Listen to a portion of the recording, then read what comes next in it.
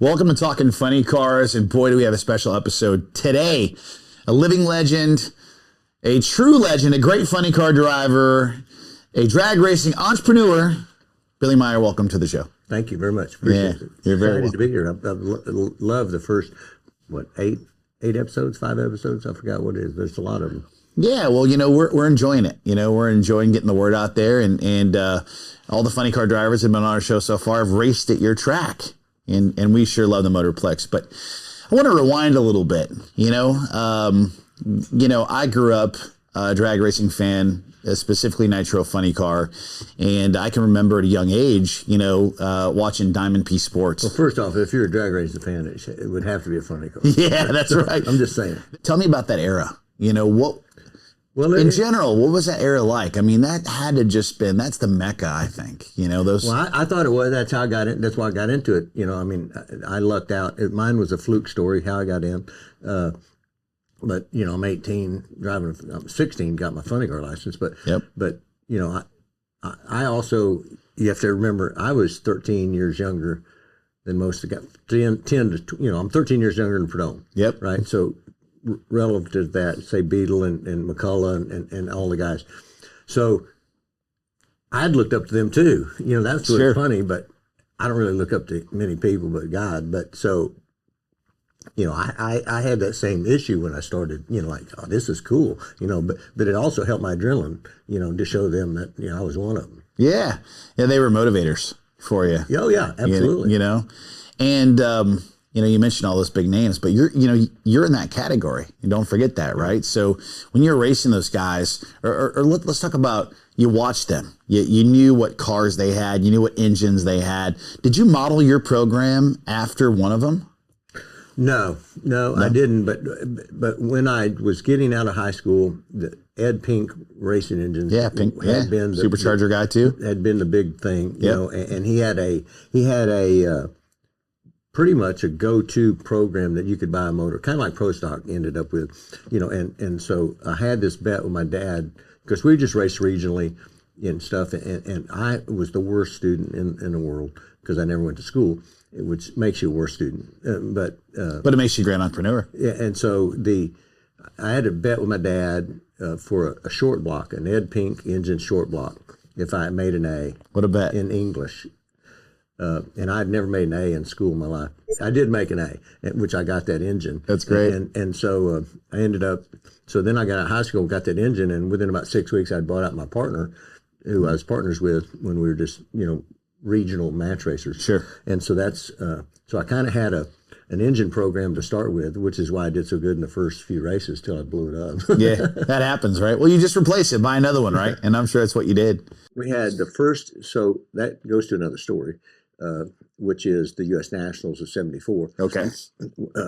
I had broke my last motor, which was a metal block, and I'd gone home and bankrupt, basically. And Waterbed Fred Miller worked for me. Yeah. And he was with me. And Bill Condit from the famous L.A. Hooker team, Funny Car, he was working for me. And we went home basically bankrupt and stuff. And Sid Waterman, who was a friend of mine, he called me, asked me what I'm doing for India. So I'm staying home. I don't have any. And he talked me into going to California and letting him build me a motor. And he said he had a Mylodon block, a brand new aluminum block. Of course, I didn't know what a Mylodon block was. Yep. I mean, per se in comparison, but it was the one where you had to drop the whole bottom to get to the. So that's the first aluminum block I ever had. That's so cool. Yeah. And what year was that? 74. 74. Yeah. If you can't add, that's 50 years ago. That was a while ago, wasn't it? 2 weeks ago. A couple ago, years back. Which is why I went to the U.S. Nationals. And it was good to see you out there. Yeah. A lot of people enjoyed that. It's only been 20 years since I've been there, but it had been 50 years since I was in the finals there. Yeah. What a killer deal. 50 years since the first finals, I guess. Yeah. Final round Indy. What'd that feel like? It felt like shit, actually, because I lost. Honest answer. Yeah. It felt like great until the race. Yeah. Yeah. Well, you can't win them all. It's a lot of, when we're talking drag racing, not just funny cars, we talk about winning, and, those who win the most are always the ones who lost the most, right? Because it is simply a battle of attrition to see who can race the most, to be the most competitive, to get to those final rounds. Yeah. And I think actually Elin or David Dinsmore, they did deal one recently in the last 10 years, I guess. Yeah. I didn't realize they didn't race that much because I was out for a couple of years with that rock car project. And so I only ran in 119 NHRA national events. Wow, but you raced a ton. And 60 IHRA Winston championship events. So really, for Winston drag racing, I was only in 170 events total. And now I'm listening to seeing somebody like John Forrest says 156 wins. You know, like that's as many. But you guys match race all the time. Oh yeah, 3 nights a week, 4 nights a week. In 1973, I raced 110 dates. Wow. Billy, you're in the right lane. Raymond Beetle's in the left lane. You do a big old smoky burnout. You go to put it in reverse, and it doesn't go in reverse. What happens next? So you're talking about the Spring Nationals in 1980. Yes, sir. At Columbus, Ohio. Well, common sense kind of came in. I do a burnout, obviously, and we used to use a transmission, and obviously they still use reversers, but they were a Lenco company product, and it didn't work. Well, my memory bank went in real quick. Well, I'd match raced, 5,000 match races around the United States, and we did entertainment. Match racing is not only competition, but it's entertainment. And so we used to do burnouts and used to spin the cars out and drive back to start line, spin them back out, and pull up stage, and fans would go crazy.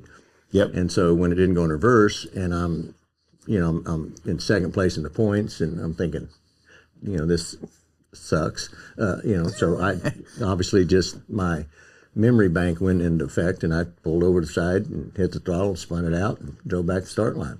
And I remember. And the end result wasn't in your favor. What was the ruling? I know we've talked about this. The ruling was that I had crossed the center line, which had never been that rule in history. And Steve Gibbs, hi Steve, Steve Gibbs would stop me from running and shut the car off. I see. And said that I had crossed center line. Yeah.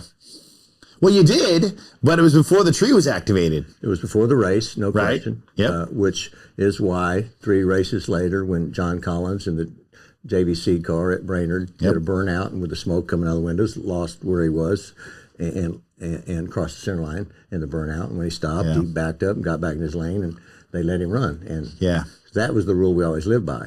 Yep. Unfortunately, they made a little slip in the rule 6 weeks earlier. That's right. To me, that's what built funny car racing. When you look at those runs, you're in one lane, Raymond's in the other lane, and you do something like that. That's what fans love, right? They love the wildness of those Feel Funny cars. No, there's no question that it's different than it was then, which every sport is, whether it's football or whatever, or golf or anything. But yeah, I mean, there was more personality allowed. Yep. There was more personality, whether it's allowed or not. And now in this corporate world that we live in, politically correct world that we live in, it's a little different. Yeah. So, I want to hit on that because you talk about modern era. What do you think about modern era Feel Funny cars? I would like it a lot better if they went a quarter of a mile. Yeah. Okay. I'm definitely a believer of that. And the ignorance of running a quarter mile is laziness. Sure. I mean, they let the crew chiefs get involved in the original decision after Scott got killed, and I agreed with the decision originally. But it's like letting it's like letting the fox in the hen house. I mean, you don't let the people that are tuning the cars tell you what the rules should be.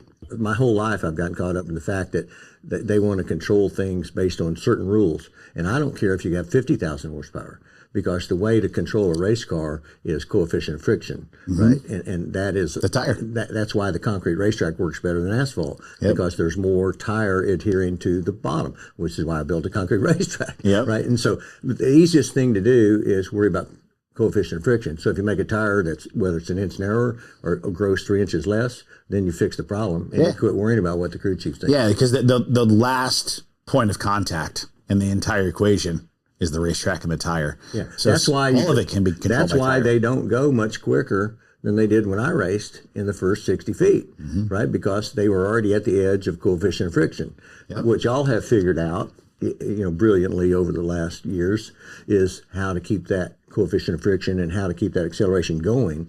From, we had the same G-force on the start line, but ours quit in 60 feet and slowed down and went from 5, 4, 3, 2 quick. And now y'all go 5, 5, 4, 4. That's right. And we just moved it up. And so now you have acceleration the whole time. Yeah. But you don't need the tire to grow that much to get this mile an hour. Yep. Something that's a hot topic these days is a financial demand of modern day nitro funny car racing. But, Billy, it hasn't changed. It's always been kind of pricey to burn nitromethane in a fuel funny car. And one thing I noticed about your program throughout the years is your ability to put some incredible names on the side of the car. Talk about those. Yeah, I mean, basically a race car is a marketing tool.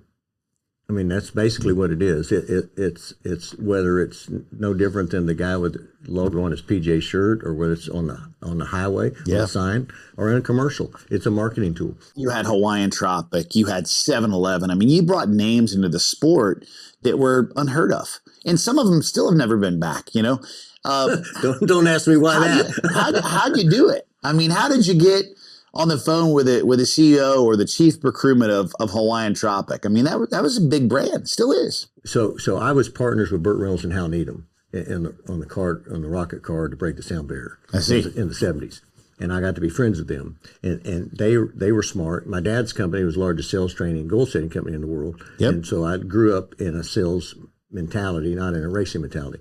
And so when I was able to understand, well, gee, since I'm partners with them, I can utilize the movie industry also, but I'd sold a lot of sponsors before that, but still it helped simplify things, because you're really, like Hawaiian Tropic as an example, he wanted to be in a Burt Reynolds movie. I see. He wanted his brand in a Burt Reynolds movie. He was excited to be able to be in a Burt Reynolds movie. So if you go look in Burt Reynolds movies like Cannonball Run, what a great movie, huh? Or Stroker Race. Yep, great movie. Every car in Stroker Race were my sponsors. I did that all along. I did that with the 7-Eleven thing, and then with the 7-Eleven Chief Auto Parts, which 7-Eleven owned Chief Auto Parts at the time. I was able to get companies into Chief Auto Parts, into their stores. Product. It was product placement, and so it was just a little bit of everything. But we obviously had more money than anybody. You were way ahead of your time. I don't know about that, but we had more money. And talking sponsorship, all your sponsors all time, who was the one sponsor you enjoyed working with the most? It was easy. It was fun. The easiest, the best one was Hawaiian Tropic. So I was sponsored by Braniff Airlines, and I got married in July 4th of 79. In between, and the only reason only get married July 4th because it was a Wednesday, right? And as a racer, you're not racing on Wednesday. I can do Wednesday, yep. Right? And we were in Denver the week before, and I won the first Mile High Nationals ever the weekend before. And then the next weekend we were in Amarillo at a rerun of a points race, and I won there. So I wanted to get remarried again the next because this is working great. But anyway, I had 7-Eleven, I had Braniff Airlines and Rio Airways, which was a commuter like American Eagle is now, and cars painted, everything's ready to go, and it's like January 1st, let's say. Sure. And Braniff files bankruptcy. Oh, boy. Which means my contract is null and void. Is null and void. And I called Hal and said, I'm in trouble. Pomona's in 3 weeks. I got a yellow truck and trailer, with Rio and Braniff, and we're ready to roll. He goes, you won't believe this. I think I got an idea for you if you call Hawaiian Tropic. I think the way you can talk to them, I bet you can do something with them, because they keep calling us too, wanting to be in the movies. Uh-huh. So I fly down, been married 6 months, basically bankrupt in a sense. Yep. I fly down to Daytona, and it's in the 20s, which is typical time I go to Daytona. And I make a deal with them for the race team for the year of sponsorship. They wrote me a check for the whole year right there. That's fantastic. So that was probably the easy, and they didn't ask me to do anything. The only thing they ever asked me to do was, as you know, in sponsorship stuff, you're busy all day, every day, flying places and doing stuff and kissing babies and shaking hands. That's right. All they wanted me to do was display the car during spring break on Daytona Beach. That seems not that ain't a job, Billy. That was fun. Are you kidding me? No, it was the easiest year I had getting sponsors. Yeah, that's great. It was the easiest year I ever had getting crew guys, because they all were around the Hawaiian Tribal Girls. Of course. And Billy, we've talked a lot today about, you know, the leading up to success, if you will. And one thing that I remember from watching TV back when I was a kid is that explosion you had at the U.S. Nationals in 1986. Let's talk about it. I had won it in 82, lost it in 74 with a break, with a water break. And in 86, we everything seemed to be going pretty good. But in a qualifying run, we had a pretty major explosion, I'd call it, if you see it online, at the finish line. And there's a couple of funny stories about that. And I pride myself, I've never hit a guard wall in my race career. Also never had a legal red light in my race career. And so so I have this big explosion, and it hits me. I mean, I got hurt because the blower hit me. Sure. In a not a very fun place, by the way. Whoops. Below the belt. And so, you know, we're screwed. We're qualified. We're done good, but don't have a body. And it was funny, as I get out of the car, and you got to come over here to the deal to get checked out. And there was the building down there past the finish line. Used to be a little concrete building there. I go in there, and the lady checks me out. My blood pressure's 110/70. Goes, okay, where's the driver? That's me. That was me. And I wore a one-piece suit, and so they didn't know I'd already taken off. So I just had on a golf shirt and slacks. And so, but anyway, so we went. Bernstein was the only guy that had a spare body with him. And he had a different car manufacturer, so it wasn't like it was going to be an easy fit. Sure. My spare car, which we didn't carry spare cars with us back then because we carried the tow car in the semi with the car. My spare car, which was our show car for 7-Eleven, and we ran the show car program for 7-Eleven for the Indy car and their funny car and their NASCAR car, so everything was in Waco. So I called Jack Finnegar, who was working in our shop in Waco, and he's the one that made the original aluminum heads ever, side-built heads. So he hauls ass that direction, but in the meantime, we think he's not going to make it. So I talked Bernstein into borrowing his body. And so we stayed up all night and got that body to fit on our car. We had to do some rigging with the aluminum work, work. And so, thinking, well, I can't change it. I'm 7-Eleven Chief Auto Parts, and he's sponsored by Budweiser. So there ends up being 2 Budweiser cars that we did. I remember that. And we ended up, doing quite well. We made the finals and broke that stupid Lenco transmission again. The same one. It wasn't the same one from 1980. But the same style. The same Lenco transmission. So now I'm thinking about that. I need to talk to somebody at Lenco. To Mr. Lenco, right? Yeah. I mean, that's cost a couple race wins. That's two race wins. But anyway, we broke. I was racing against Mike Dunn in the final, and he smoked the tires and shut off, and I went out there and shifted and broke, and he saw that we broke and hit the throttle again and passed us for the finish line.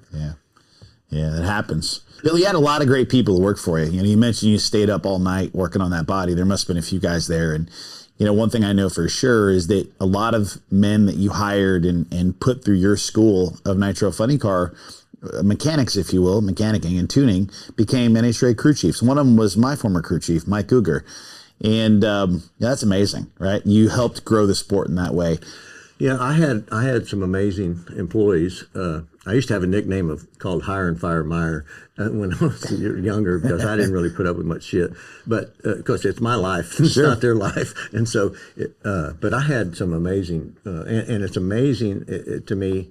I've said the word amazing 4 times already. So, it's must have been amazing. It's amazing to me how many of them stayed in the sport and grew and are still in the sport. And are still working. I mean, it's great. Well, you've grown the sport. You've grown it from the driver's perspective. You've grown it from the crew chief perspective. You've grown it from a racetrack owner's perspective. And that's a big deal as well. We're thankful for the Motorplex. And the racetrack was simply that happened because of sponsors. The Motorplex thought came because of a sponsorship, and it was And real quick, but it was the Skull Bandit team.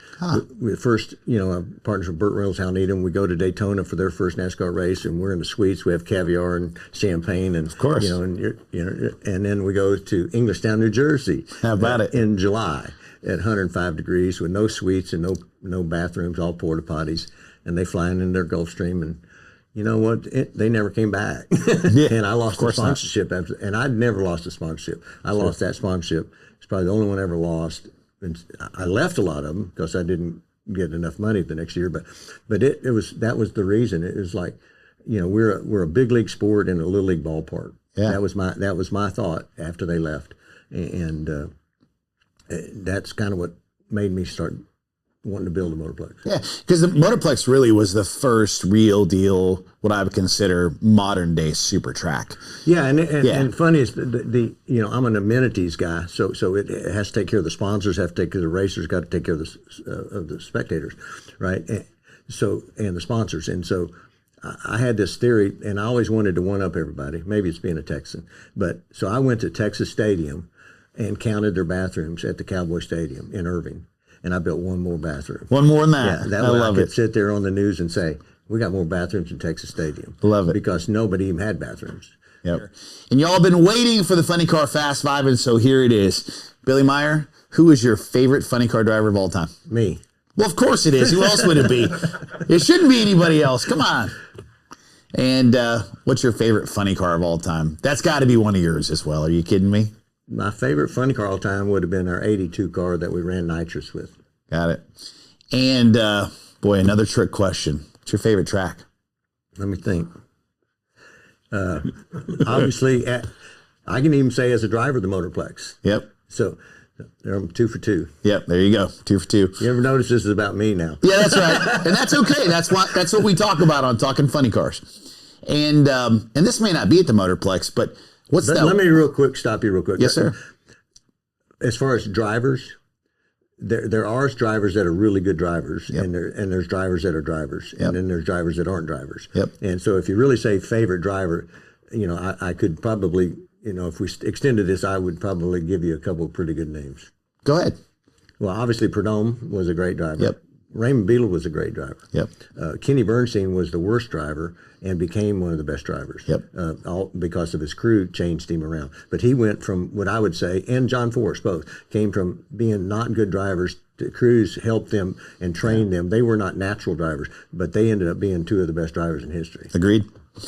And rewinding back, what was your favorite fuel funny car race of all time? That could have been anywhere in the country. Probably winning the U.S. Nationals. Yeah. In 82. How could it not be? Yeah, it was great. I'd lost it when I was 20, and I lost it again in 86, but 82 was cool. My son had been born the week before. Yeah. Can't beat those memories. No. Those can't be taken away from you. No. And what's it like to drive that fuel funny car? Describe it in 15 seconds. Well, that would be about 4 runs. That's right. When I raced, it only been 3 runs. Yeah, that's right. No, I try to describe it. People don't understand the acceleration, the G-force, but I sit and they think, how crazy are you? So, well, you know how many thousands of fighter pilots we have in the world, yep. in America?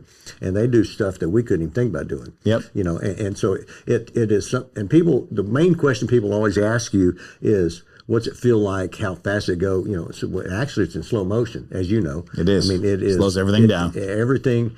Your mind can work so fast. It does teach you a lot about your mind. That your mind is a whole lot smarter than you think, and it's quicker than you think. Yeah. And the run is slow motion. And there you have it, ladies and gentlemen. That concludes our episode with legendary Billy Meyer. Billy, we thank you for being on the show. Sure. We love what you've done for the sport. We love the Texas Motorplex. And everyone, stay tuned for more episodes of Talking Funny Cars with me, Buddy Hull.